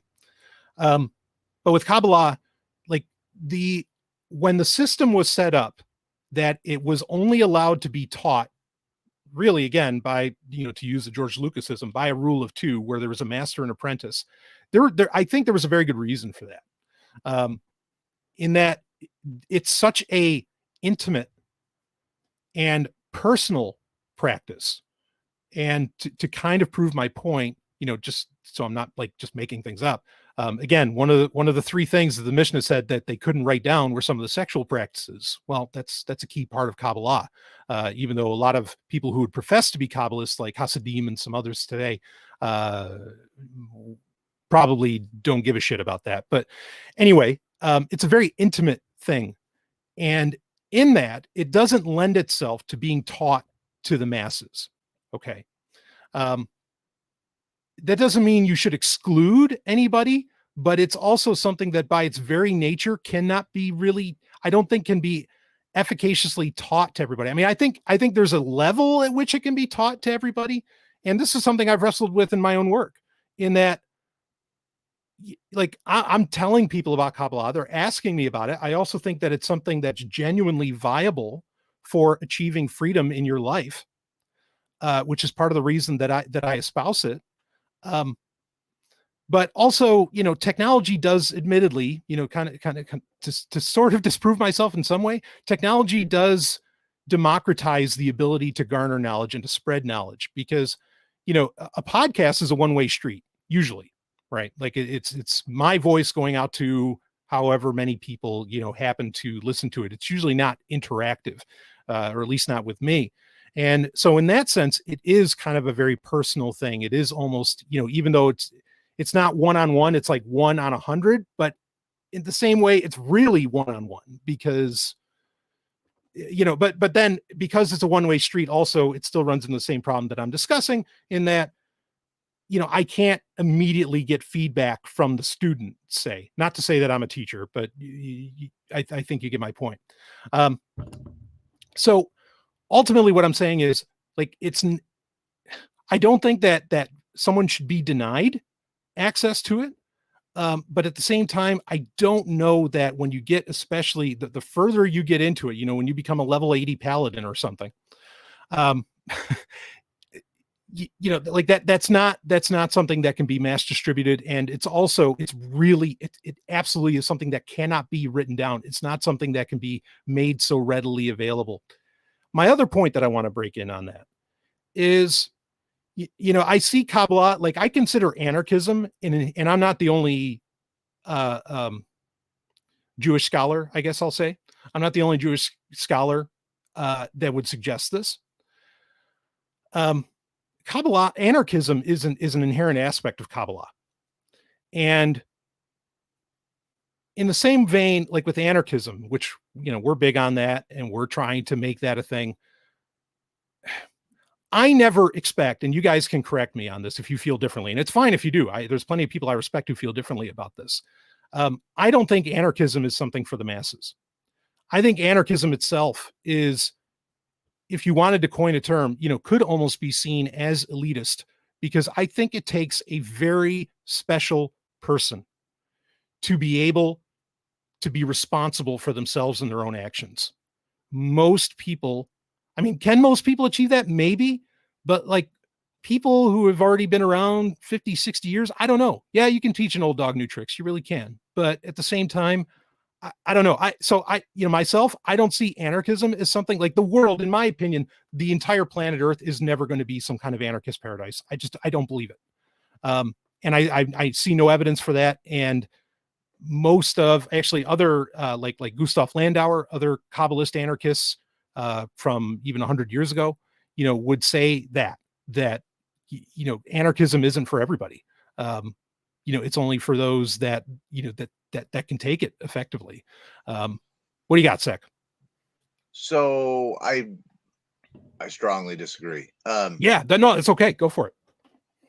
So I don't think we're weirdos and nerds, right? Yep. Like the entire world, it takes a certain kind of person to like be into philosophy and political theory and fucking weird or obscure spiritual practices and stuff.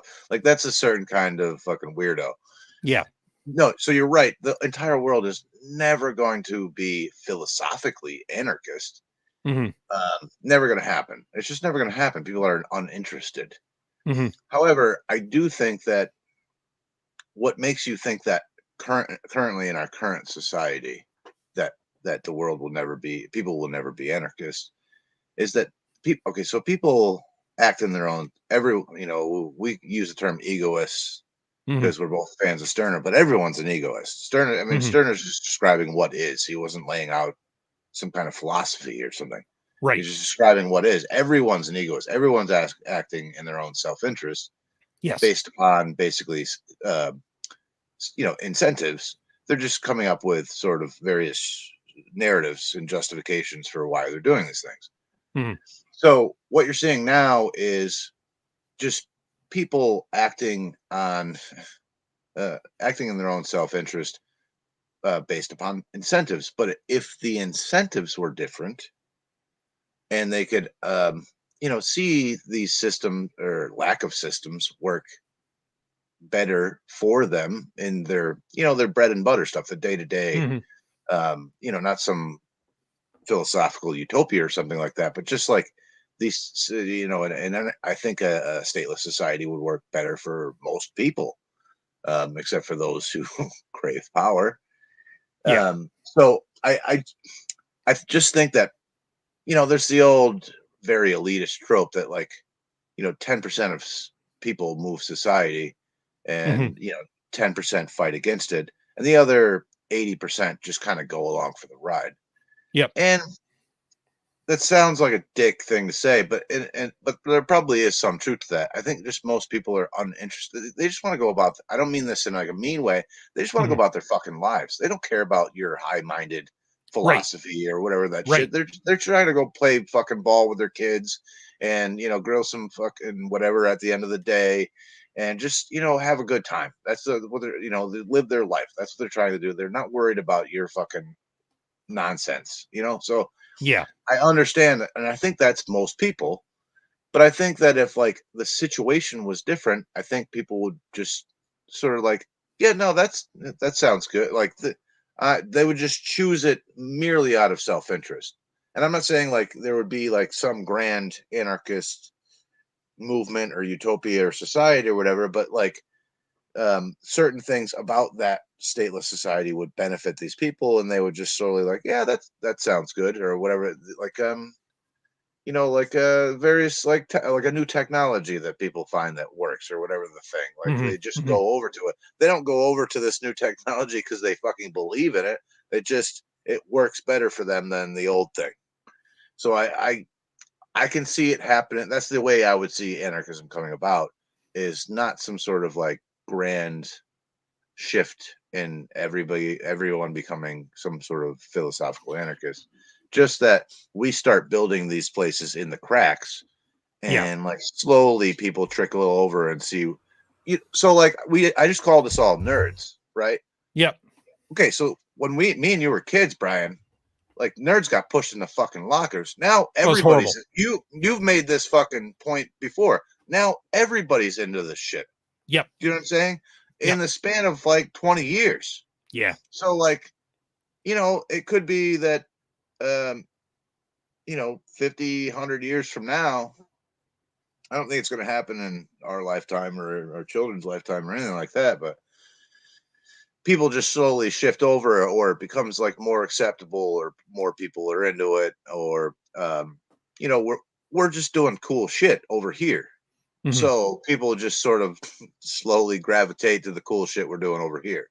You know what I mean? Not because they read fucking Stirner or who cares, Rothbard, Konkin, Kropotkin, pick your poison.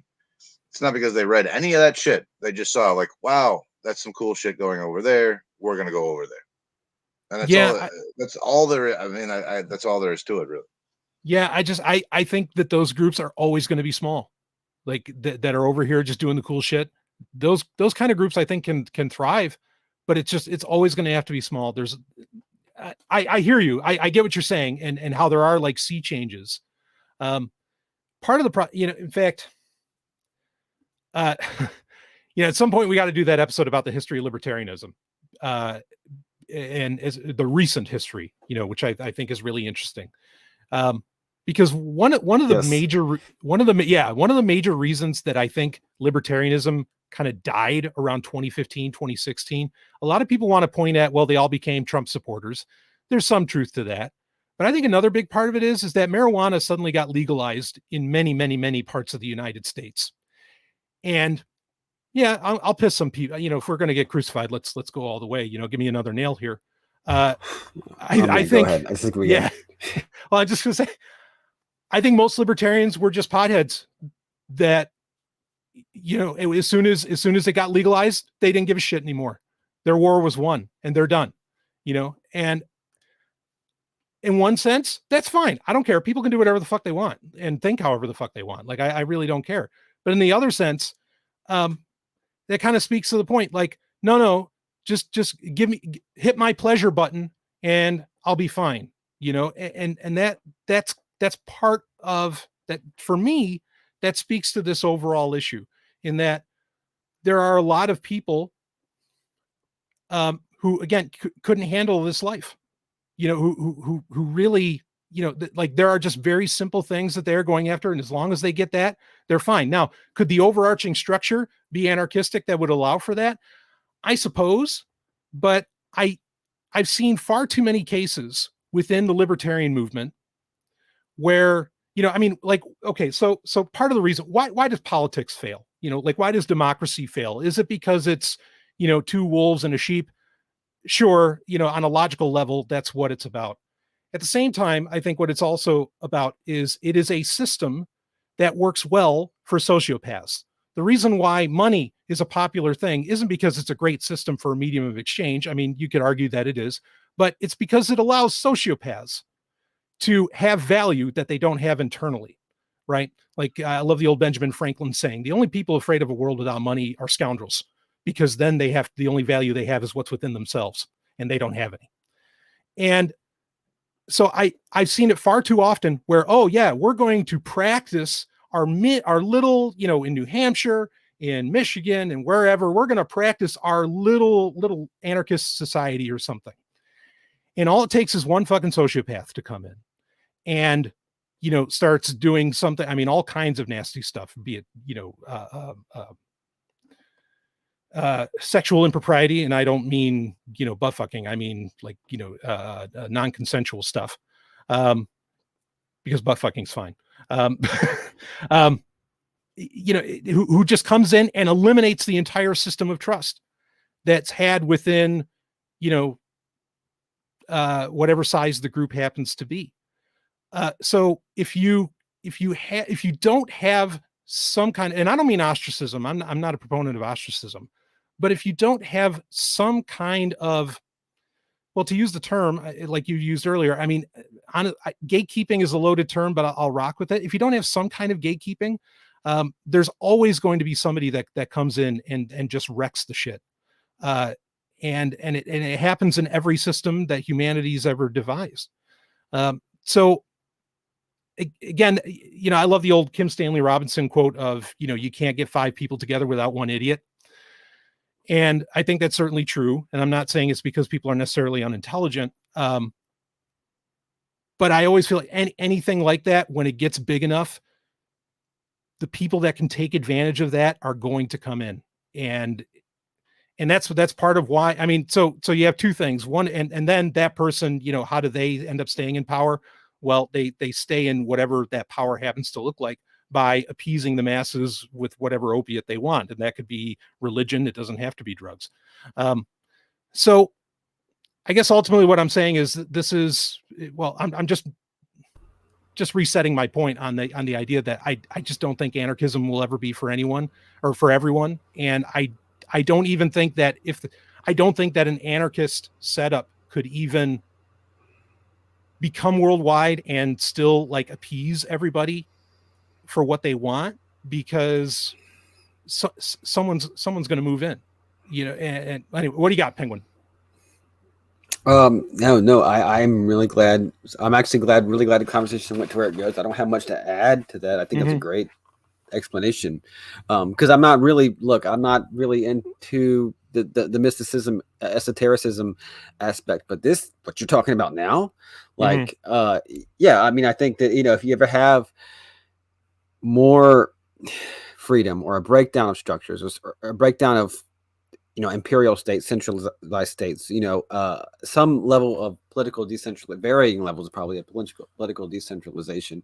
And to say that the anarchism ultimately can be considered like an absolutist opinion, but it can also be like, you can have different opinions on different things, and anarchy can also be described as, chaos and violence and whatever, but it can also be described as like, when systems and societies are anarchistic, in the sense that there is a spectrum that when things are anarchistic, more or less anarchistic, when they when they display less top down and more kind of spontaneous order, more person to person interaction, and stuff like that, less coercion and so on and so forth.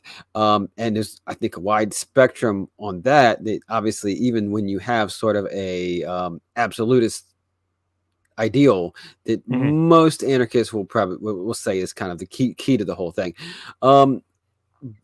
And I think you can have like a what I call like a mechanical, I'm not sure exactly what I usually call it, because it's kind of a term I've been kind of thinking on, like a mechanical liberty, or mechanical anarchism, because we're usually talking about the anarchism as in or the anarchy that's described in, like, for example, IR theory, like that you have an anarchy because there isn't a higher force this got, or the whatever higher force or higher forces there are don't have the capacity to necessarily what's called state capacity. They don't have necessarily the capacity to impose top down, and that could, but in the sense that could exist to various degrees, without saying there will be no state. Well, there's not going to be.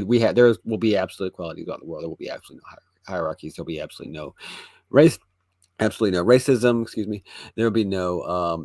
It's not. There will be no state, and there will be no state that forms, and there will be forever. Whatever, and by whatever definition of state that you kind of will use. And obviously, there's not that. So obviously, there is actually a spectrum of a level of decentralization, a level of lack of state structures and capacity for rulership and stuff like that. In practice, and if you want to measure it by that and not by this kind of absolute, then I think obviously you can see that, and you can see the kind of ideas that kind of anarchists kind of deal with, like people that are actually philosophically or politically anarchists, as being useful for that kind of situation. Just exploring these topics and exploring that kind of lifestyle, and is kind of a lot of diversity there too, but it can be useful for the situation where it's mechanistically like just not, I don't know what the word exactly should be, but I kind of use like mechanical and mechanistic. Like there are not those structures. There is a level of decentralization. It's not a stateless, not necessarily absolute statelessness. It's not a black and white, but there aren't those structures that exist. And I think, again, a good way to look at that is the anarchy of like IR theory, where basically states are the highest level essentially of like legitimate authority. I mean, they're supranational entities, and likewise, they don't actually have the authority that they're not actually on a higher level of authority in reality. The nation state is technically at the state is at the highest level of authority, and so they interact in a certain way based on that versus the way people will interact necessarily in the government and so forth. I think, like I said, so these ideas, that rightfully so, it's not going to be an idea that's spread throughout the entire population. This is going to be a situation that people live in and exist in to some degree or another, if and when and where it occurs. It's not going to be a philosophy where, as you point out, most people are not even adopting a philosophy, or certainly not adopting a philosophy that has this kind of political implications and so forth.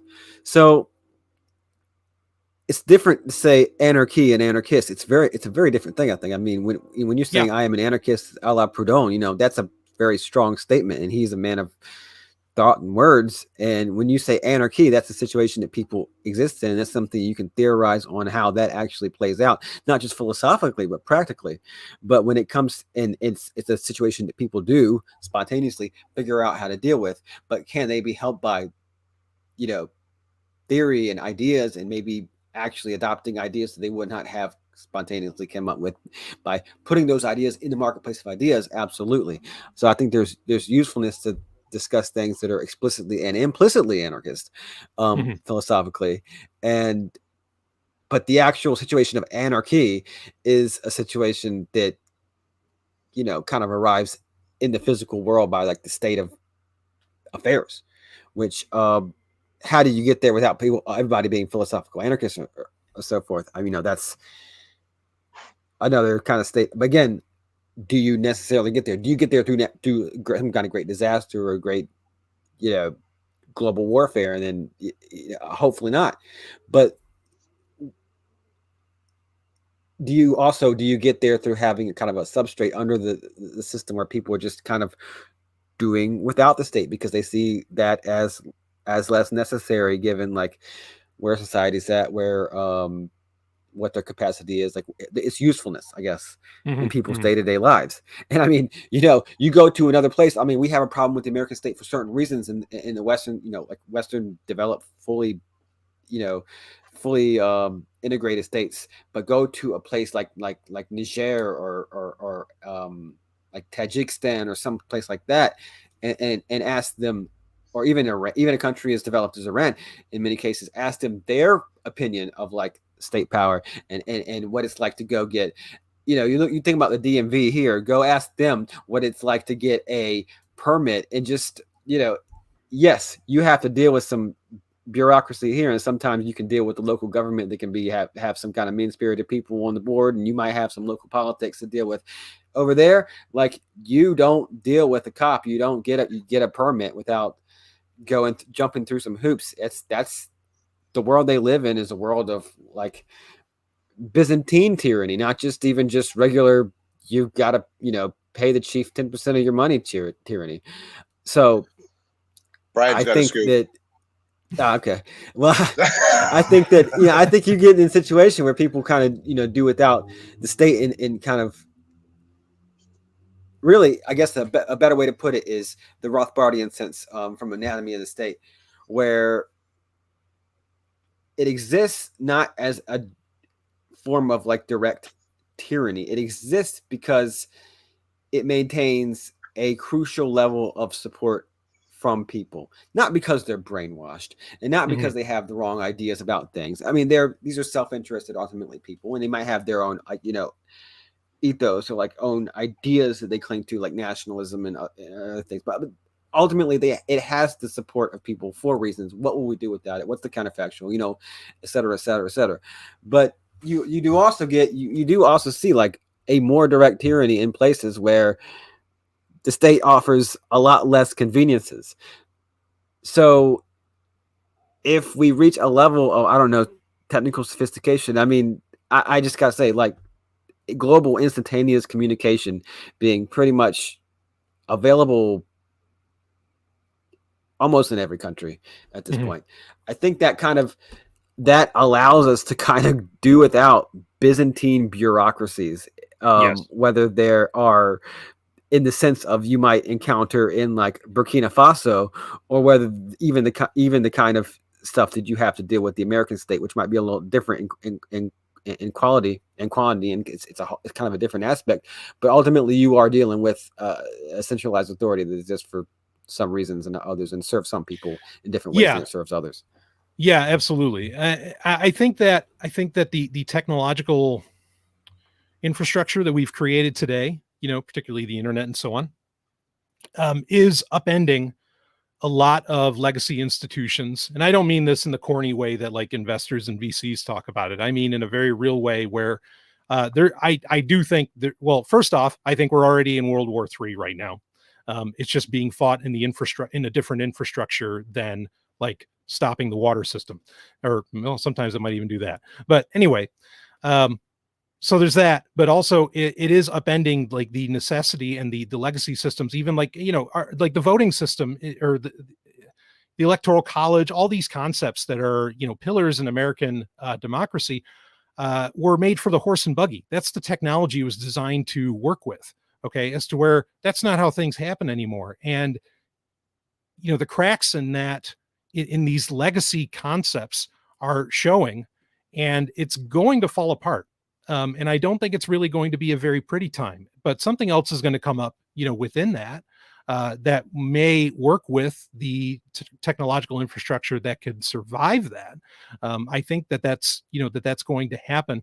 I mean, at the end of the day, I think a lot of people, and I'm in this, look, I'm not, okay, first off, I'm not picking on anybody or insulting them for when I said potheads. Like, I don't care. Like that's fine. Rock and roll, I don't know what somebody addicted to coffee is called, but I'm that. But I'm not making fun of that. But also when I say that people are lazy, I don't mean that in a negative connotation. I mean that, like this is how you innovate, is you appeal to people's laziness. Okay. And that's because most people are. And I'm not even saying that that's a bad thing. I'm just saying that's so. And because of that, that kind of speaks to, Penguin, what you were saying about, that government might just take the role of more of a support structure rather than this top-down tyrannical structure, if I understood you correctly. And yeah, I could see that, where there's going to be these systems that just appeal to people's laziness. But I mean, that laziness can be so strong that in some systems, people might feel like, yeah, you're going to have to force me to pay those taxes. I mean, it's just, again, I don't have a grand hope for where all of this is going, but I do believe that people can survive. Like Sec brilliantly said, people can survive in the cracks, do all the cool shit in the cracks. And that takes some work, but the pleasure from that is well worth it. And that's what I'm all about, is living in the cracks and thriving there.